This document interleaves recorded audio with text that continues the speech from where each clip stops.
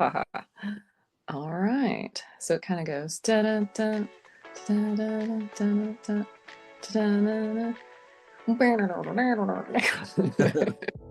All right. Well, hello everyone, and welcome to the first ever video episode of Oh My Word with Katie, the show where we share stories of real life Christianity, the good, the bad, and the oh my word from believers who've been there. My guest today is Casey Coston, a campus minister at the University of Delaware. And I met Casey when he was a campus minister at Ole Miss, and I was a sophomore there. And we're going to be talking about what he's learned from college students, his new book, Made Competent, which I'm about 2/3 of the way through, and it's awesome, and his encouragement for young people considering full-time ministry. So, Casey, thank you so much for being on the show, and it's great to see you after 15 years. That's right, man. I love how stuff like this gives us these full circle moments. So thanks so much. Yeah, absolutely. All right, we'll talk about the title of the book, Made Competent, in a few minutes, but you have a story somewhat related to that that might give readers, oh my word. See, Mississippi Living Magazine, whatever. I'm going to leave it in. I'm not going to edit that. It might give our listeners a clue as to maybe why you chose that title. That's right. So this is 2006 or 2007. It would have been about your time. We did a Wednesday night Bible study at the Student Center and always had to pick a theme for the semester. And I remember we were going to do the lament psalms because we were trying to give voice to, in the book we talk about the great sadness, and this is Tracy, my wife's health struggles. And that was just a big thing on our radar at the time. And Psalm 13, How Long, O Lord, had been very helpful for us. But what we decided for the spring semester was to do a lament psalm one week and then bring in a church family or church members that had had some hard things happen to them. So every week was a little bit of a downer. And this kind of played into my incompetence because at the time I was just like, this was a great plan. So one of our students came up to me somewhere in the semester, and I remember so vividly, he was like, Casey, do you think we could do something different or uplifting some weeks, because it feels like I'm breaking up with my girlfriend every week? And I was just like, okay, yeah, we've gone a little too far. Yeah. And it is good though to have space for the lament, but then yeah, sometimes it's hard to find that balance. Yeah, that's right. Yeah. All right. So what led you to campus ministry specifically rather than preaching at a church or being a college minister at a local church? Because a lot of churches just have college ministries within the congregation. So I had had a really great campus ministry experience at the University of Arkansas, where I got my engineering degree. My campus minister, Scott, was awesome. And the campus ministry at Arkansas is what I believe God used to help me go into full-time ministry. And I talk about going off to Abilene Christian for 3.5 years. And then I actually kind of start looking at youth ministry stuff. I just recognized that I didn't think I was gifted to be a youth minister. Part of Yeah. that was just the parent component. And some youth ministers are more gifted at winning parents over or doing more things that parents would like to do. And I've said in the book, there's a lot that comes with preaching besides preaching. If you like visitation, great. If you like strategic planning, great. If you like being in charge of small groups, great. But most of the time, the preacher can get stuck doing 20 things. Mhm. And like you saw with my growth review stuff that we may talk about, I only felt like I was good at maybe 5 things. So I wanted to focus on those 5 things. So campus ministry, hard trial and error, but it really allowed me the chance to see, I don't think God's calling me to be a youth minister. I don't think I'm wanting to preach weekly and deal with everything that comes with being the lead pastor. So campus ministry just was my sweet spot. So after growing up in Arkansas and you spent 10, 15 years at Ole Miss, 15, yep. 15, now you're at the University of Delaware. I would love to hear just quickly what's the biggest difference that you've seen in what your job looks like or what the campus life is like. That's a good question that I get asked some, and it is hard to answer. One of my humorous comments that I like to make is there's just more cursing up here. Like people just cuss more. Down in the South, you try and sugarcoat it and maybe say it under the radar. But up here, even Christians curse more. I appreciate the honesty. They're not trying to sugarcoat it. People please. They just say what they think. Kind of flies out sometimes. So that's one thing. One of the things I like to say that's very similar is just because a public university, their goal in many ways is just the retention of students. So if you're an RSO, a registered student organization, Christian or otherwise, they are happy for you to exist on this campus. Yeah. Having said that, I think the differences are that certainly up here, you do not feel like Christians are in the majority. But one of these lines I always come back to from The Incredibles is that the bad guys like, when everybody's a hero, nobody's a hero. And I kind of use that as like when everybody's a Christian, then it's Mm, almost like no one's a Christian. You just kind of start taking it for granted. When you assume everybody is, then you give up on evangelism. Here, it's just a little bit more like, okay, there's plenty of people that aren't Christian. You recognize your identity a little better and you're ready to pursue that. And certainly in Delaware, starting in Virginia, Maryland, and up, there's a lot more blue states. People are more supportive of Democrat policies mhm. that way. And so that's always kind of an eye opener for red state folks to realize, oh, other Yeah. are real people who vote in blue states for blue people. You just learn to love everybody wherever they're at and just try and focus on Jesus. Yeah. Well, and you talk about in the book that you really did not want to get pigeonholed as conservative or liberal or Democrat or Republican, and you really just want to focus on Jesus. So I'm sure it has been pretty interesting being in a blue state since Trump taking office for the second time. I imagine you've gotten some opportunities to just love on students and have compassion for, because there a lot of them are probably feeling scared and freaked out, or maybe they're not paying attention. I don't know. Yeah, I think the biggest thing that you try and help students with is when an election year, you realize how many people are putting their hope in the next person to Yeah. be elected. And of course, then one side loses and that hope is dashed. So that Romans 5, there is a hope that does not disappoint. We were talking about Eagles fans this past weekend. The Eagles won. So now their hope has been realized. Okay. But what else? What happens? Well, life goes on. So you try and help both sides realize that your ultimate hope is not in either one of these candidates and that you'll always have little hopes. But it's a big step for a student to acknowledge that and say, oh, I'd prefer this person win. I'd prefer these policies. But at the end of the day, I've already got all the hope I need in Jesus. Yeah, absolutely. All right, let's talk about this title, Made Competent, A Story of Life and Ministry. What was the inspiration behind that title and where does it come from? Because it's from scripture. That's all right. I've really hinted at Second Corinthians a lot in my story. Second Corinthians 2 is where Paul has this line about not that we are competent in ourselves, but our competence comes from God. I just latched onto that because as I wrote my story, it took me rereading and editing to realize that what I'm doing here is I'm focusing on a lot of my incompetence and why it was so hard for so long and where I made mistakes because I knew I didn't want to tell a story of strength. I think for better and for worse, there's plenty of Christian books that do that. And like we have to be confident and we have to Mhm. show people that we know what we're talking about. And I think Second Corinthians is a really great platform for helping us realize we don't have to have it all figured out. We don't have to always come from a place of strength. That God, if he can use death, he can use our incompetence. For me, I used stay humble. I was like, okay, I did not feel competent in that situation. I can take that to God and be like, I felt incompetent in that moment, but I can still learn from it. Does a person that's been in full time ministry 1 year feel as competent as somebody who's been in for 20 years? Of course not. God is very growth based, right? He's not so much performance based. He just wants to see us grow to become more like Jesus. So that's a big part of the Made Competent title. And then the subtitle, A Story About Life and Ministry.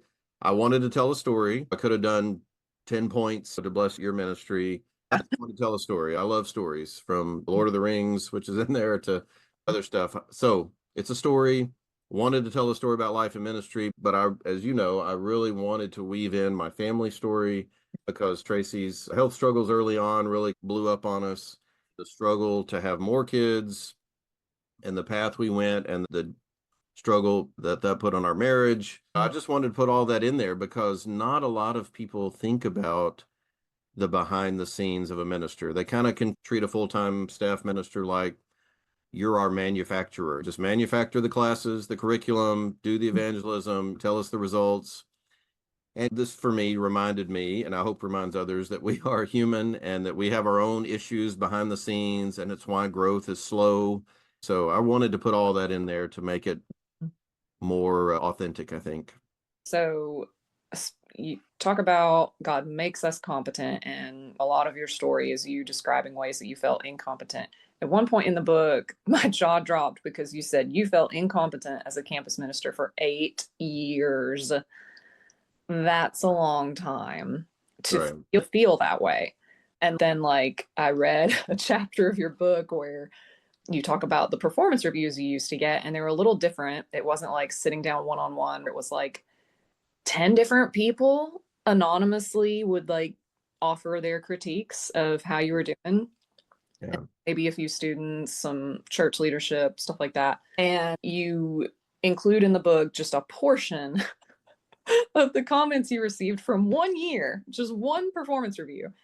And I'm reading this and I'm stressed. Like, good gracious. So I know that was probably part of why you felt incompetent, but Yeah. how were you able to deal with that performance review type of process? We kind of had 2 years where it's a honeymoon phase. We had a lot of good things get lined up right.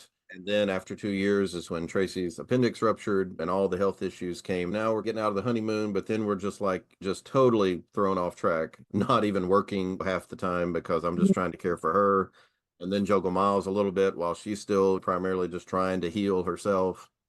So that kind of was the first 4 years. And then 2008 to 2012 was still the family stuff, like starting IVF, but learning of infertility and then going down the IVF road, all the emotional toil that takes. I've got a book now that I highly recommend called The Body Keeps the Score, and it's by a doctor, and it's just about how your body holds on to that trauma or the things that happen to you. Your body holds on to it whether you know it or not until you deal with it, whether you go to therapy or whether you exercise or whether you journal it, whatever the ways you get that out. Your body's holding on to all this stuff.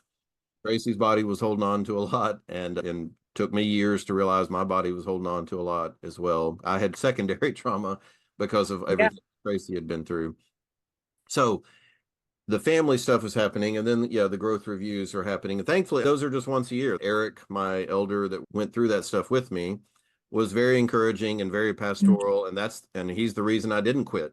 We processed it, and I'd have to grieve some of that. There were positive comments, but as you and I know, you might get 10 positive comments, but the one that sticks with you is the really negative one. Mhm. And honestly, that was some of my people pleasing. All these good things are great, but if I could But yeah. change one person's mind about this thing, what would I have to change, or how could I explain this to that person to help them understand why? And I couldn't, because a lot of it was anonymous.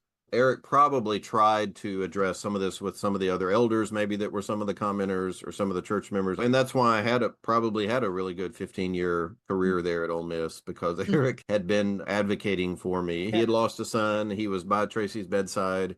We were just forged in the fires together. God just really used Eric. And that's why I want church members and church leaders to read a book like this, because you want to try and remember that your staff are human. Try and remember that even if this one thing bothers me, number one, yeah, maybe go have a personal conversation about that with that person and try and affirm them for a few things, and Mhm. also bring up the thing that's frustrating you. I keep hearing in our denomination, certainly in Churches of Christ, there's less and less ministers looking for jobs because they've become so discouraged working in full-time ministry, because it is often a thankless job. You will hopefully have a Barnabas or two in your life, but Mhm. you get a lot of complaints. We're very consumer minded, even in church. So, yeah, we want church members and church leaders to realize what the life of a minister is like. So maybe we can come at that a little more graciously and humbly sometimes. Yeah. So was there like a turning point? Because you gave a specific time period. You felt incompetent for 8 years. And then there's a division in the book and you call it the competent years. Even as I said that, the things I focused on in my competent years were like the day I almost got fired and my toughest student. Oh, yeah. So I wanted to come up with sections, and I really did feel competent more, even after 6 years. Like when we hosted the conference in 2010, I felt really competent after 6 years in some ways, but we were still dealing with all the infertility and trying to Mhm. have more kids. So even behind the scenes, it was just like my wife, Tracy, and I weren't doing super great together, still wounded and hurting and grieving and Mm. longing for more kids. One of the things I said was even after 8 years, that's when the twins were little. And so I was hardly sleeping at night. And Tracy's nursing twins, and we're just in the trenches with the kids, but we're going to Haiti. We're doing Mhm. these great mission trips. So the ministry, I started feeling more competent. Yeah. Family, I was still feeling incompetent, at least for 2 or 3 more years. Yeah. And most people today are spinning a lot of plates. And I think you even use that illustration in the book. Like, you're going to drop one at some Yeah. point. It just might be a different one month or 1 year compared to the next year. So, being a campus minister, specifically working with young people, what are some of the things that you've learned from college students or the ways that they've encouraged you? I'm just going to give my bias for college ministry and working with Yeah. college students. Teenagers at home, I would think a lot of them, 70, 80, 90%, are almost going because their parents want Yeah. them to go and they have to go. In college ministry, you get students that are there because they want to be there. And of course, once you leave college, you tend to have a better view of, okay, I have this degree. I'm going to be working in this field. I'm going to be in this city. I'm going to be maybe married to this person. And so a lot of things get set somewhere soon after graduation. So, however long you might have with a college student, you have them at their most open. This is when they are seeking on their own the most. So even the Christian students like, you know what? Yeah, I'm not gonna go every Sunday right now, because they just want to live and explore life. And certainly at Ole Miss, always joke that those first couple of weeks with like orientation and all the tables, all the RSOs are set up. It's like Vegas. Everybody's throwing candy at you and throwing popsicles at you, and they're trying to get you to sign up for their thing. And if you've already been part of Christianity, Christianity doesn't look that cool for a little while. It's just like, I've done that and I kind of want to try something else. I want to check something else out. So it's kind of good. You get to see Christian students go into a little bit of a wilderness phase and kind of wander in the wilderness a little bit and realize, okay, yeah, I still believe in Jesus. But now they come back to it in their sophomore year, junior, senior year, even, and they're like, I still want this. And that is a huge gift to give a Mhm. college student that, you're in their life. You get to text them a little bit. You hopefully still have coffee with them. Maybe they'll come on a Sunday or a Wednesday sometimes, not all the time. Yeah. And then, of course, just the seekers and the international students. I just love college ministry because I think you get a young person at just the perfect time for them to recommit to Jesus if they've known about Jesus or consider Jesus for the first time. Man, yeah, the international students, they're looking for friendship, and most of them would like some help with their English. Most of the time, we're like, is it okay if we study the Bible? We can read something else if you'd like, but we've got easy to read Bibles or regular Bibles. And, I mean, you start reading the Bible with an international student, and they're learning about Jesus for the first time. And then when the American students actually own their faith, when it stops just being their parents' faith and it stops just being their pastor's faith, God forbid my parents called me and said, hey, sorry to break the news, we're done. We don't believe in this anymore. That's not where they're at. But if they did, I would be devastated for them. But I have my own faith. I Yeah. would keep believing in Jesus. That's what kind of we take for granted in American Christianity. We Yeah. have parents and grandparents that have believed in this, and it's made it easier for us to believe. I like to remind students that you want to make sure you've got your own faith so that no matter what happens, Yeah. Paul says, after you've done everything to stand, you still want to be standing. But the end of this, whatever happens around you.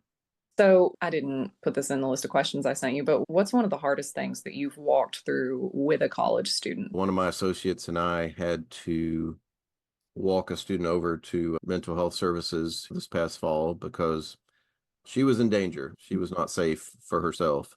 And I really appreciate that I have a female associate that was able to be there, and we went over together and tried to help her out a little bit and just get her in some better hands than ours. I certainly believe in prayer, but I don't believe that spiritual leaders can fix everything. We believe in a partnership with mental health and academic folks and all that. We want to take the best of what other professionals Yeah. can offer. Certainly, when students have to deal with a sibling maybe dying from mental health stuff, or if they've lost a grandparent or a parent has tragically died from cancer or something. And that gets back to pastorally, what do we still believe? That our hope was not in our parents living forever. Our hope is that Jesus is going to is taking care of your parent that has gone on to be with him. Of course, sometimes not all parents and grandparents are Christians, so that's a hard conversation as well. Mm-hmm.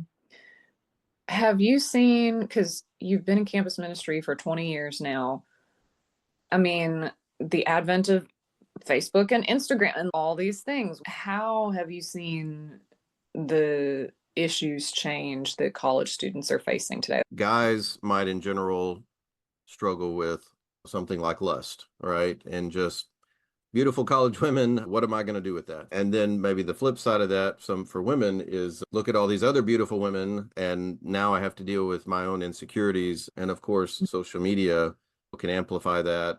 Guys, it's too easy to find beautiful women online and social media stuff, and women may compare that way as well. And certainly one of the things we talk about is, as we try and do retreats in solitude, we have something called Soul Saturday, try and take a day. And I just try and encourage, put your phone on airplane mode. It's okay if you want to take a few pictures, but try and stay off your phone just for an hour and just notice that you're probably feeling some withdrawal from not being on your phone for an hour. That's called an addiction. You can be a great advocate on social media as well. Mm-hmm. It's the spirit and the flesh. Our tendency to mess things up is sin. Social media started great. Most people enjoyed Facebook at the beginning. We're sharing pictures, we're communicating with people. And then I think Satan has shrewdly said, how can I take that and twist it? And now we've got tons of division and polarization and all these things that make it really hard to communicate online. Yeah. And I don't know that there's like a cut and dried answer on how to, you can't just like fix that. It's just another struggle, which I'm sure like parents of young people in the 1950s thought the TV was going to be the end of society. Right. I just think that awareness, like if you can just get a college student to start talking about it and be aware. We have a little mental health group here called Unburden, based on Jesus's "Come to me, all you weary and burdened." And one of the things we just like to encourage people to be aware of is, I feel like I've been on my phone a little too much, been on Instagram too much. Just that awareness is helpful, because sadly, most folks aren't aware. That's where it's dangerous. Yeah, for sure. So besides picking up a copy of your book, because I don't know if you see all these dog ears I've made, all your little question pages, most of them I've dog eared, because you ask some really thoughtful questions, particularly for people who are considering full-time ministry. I would highly recommend people pick it up if they're considering full-time ministry, or even just like volunteering in ministry, or want to be better at pouring into the kingdom in general. But besides that, what would be your biggest encouragement for a young person who's considering full-time ministry, whether it's college ministry or something else? I've got a really good quick answer, and then we've got a longer answer. The quick answer is read 2 Corinthians. If you haven't read 2 Corinthians lately, just try and read it. 13 chapters, mm-hmm. Take too long. Paul here, to me, is the most vulnerable in 2 Corinthians. He's got some great lines in every one of his letters, but he just keeps coming back to how ministry makes him feel and what it does to him, and the suffering that he goes through. And he's convinced that in suffering, there's always going to be some kind of resurrection on the other side of it. And that's what leads into the longer answer. So one of my early chapters was Second Conversion, and that's my calling, one of my calling chapters. I think I've heard this, that like some people just get into ministry because they just think it's a good job to have. Mm-hmm. And certainly, hopefully God can use that.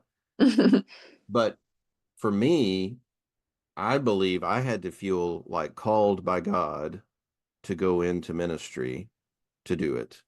Depending on your listeners, churches of Christ that I'm from weren't big into this idea of calling.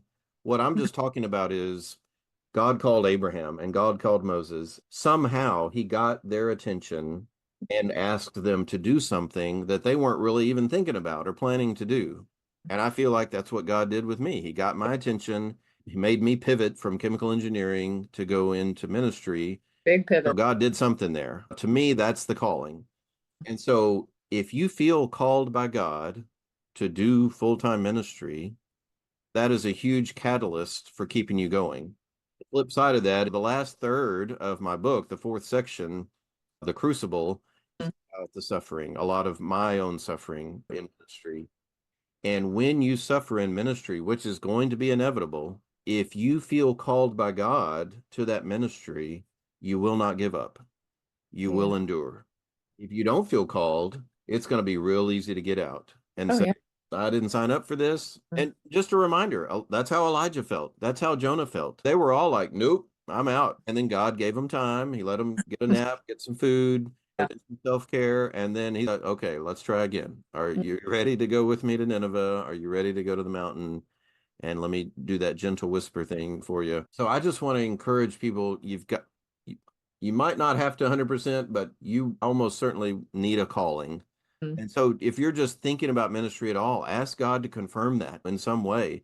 If you're not even thinking about it, if you're just like me, just wanting to go in engineering and make a good bit of money and help other people be in ministry, so God, is engineering where I need to be? Maybe you want me somewhere else. Maybe I've made this decision so far based on worldly wisdom instead of godly wisdom.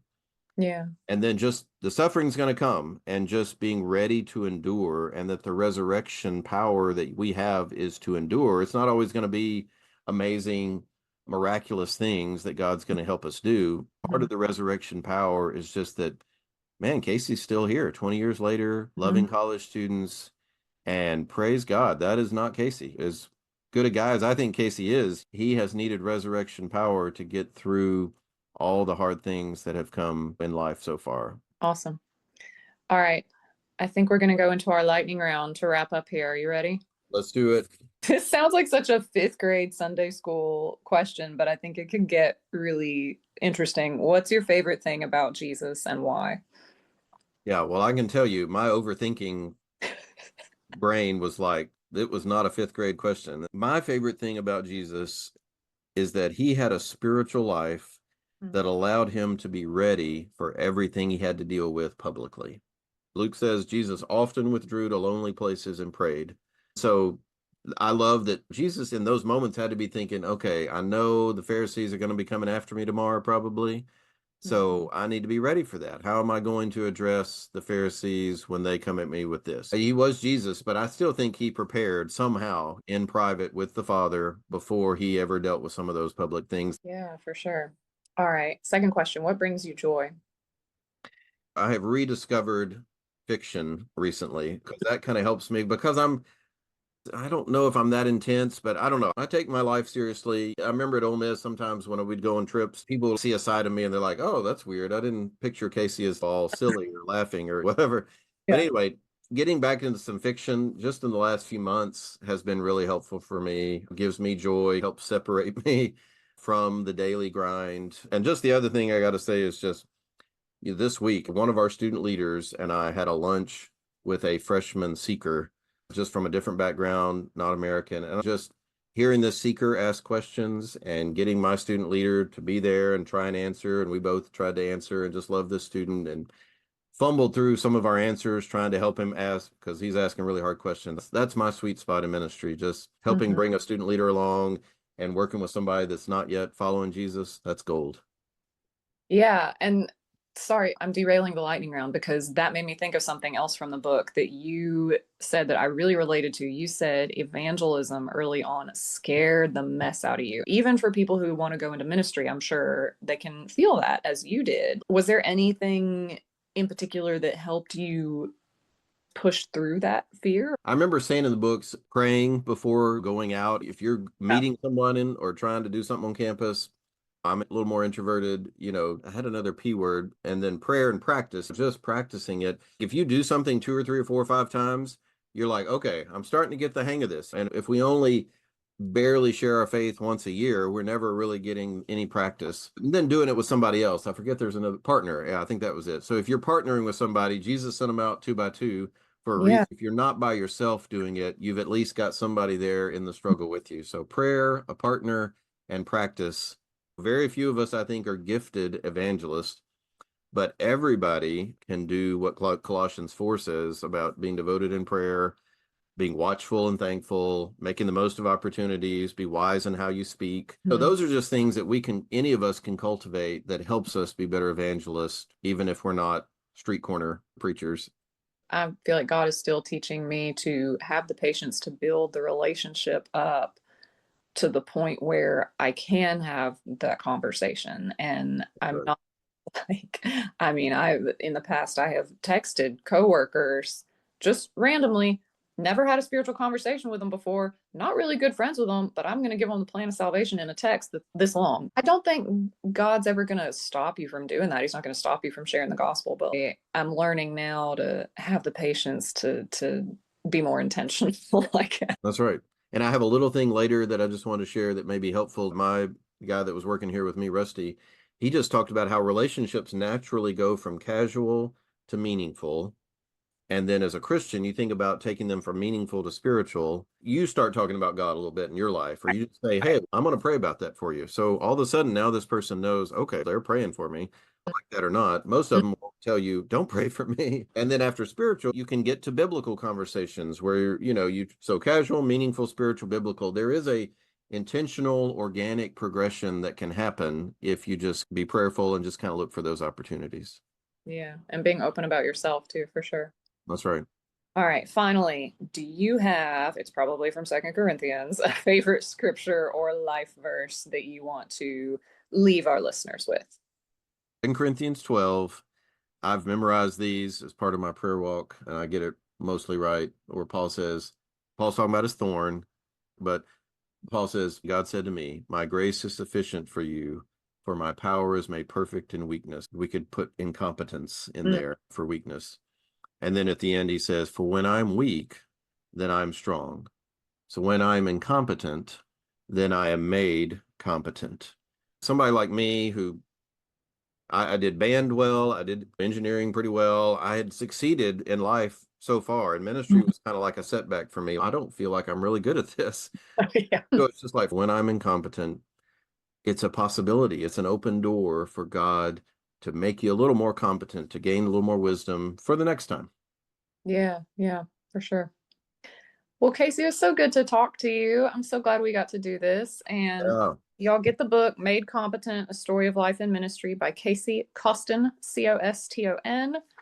And if y'all enjoyed this episode of Oh My Word with Katie, please share it with your friends, especially since it's a video, and maybe we'll get a lot of listeners and a lot of sponsors, and I'll be able to do a lot of videos. And please give us both a rating and a review on Apple Podcasts, because the more of those we get, the more people we can reach with the joy that's found only in Jesus. Talk to y'all soon.